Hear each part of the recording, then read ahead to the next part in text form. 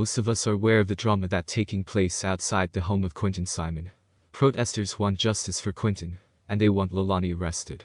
A few of the protesters have already been arrested now. I believe there was another one arrested yesterday, but is now out already. Law enforcement issued a statement about the protesters.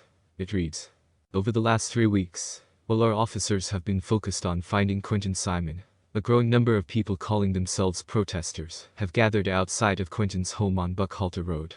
While the Chatham County Police Department supports everyone's rights to protest peacefully, we also support the rights of citizens to live in a peaceful environment.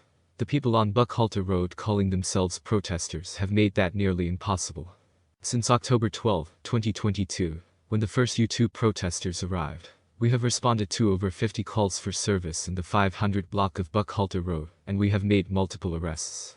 This has taken precious resources away from our department at a time when we are focused on the most massive investigation in the history of CCPD. Many of the people claiming to want justice for Quinton have turned his tragic and heartbreaking case into a money-making circus.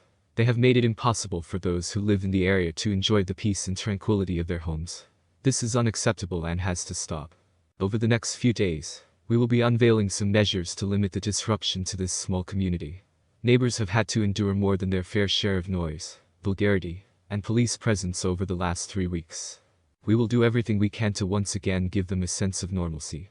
This afternoon, some of the protesters moved to Chatham County Police Department headquarters. This is a much more appropriate place to hold such a protest.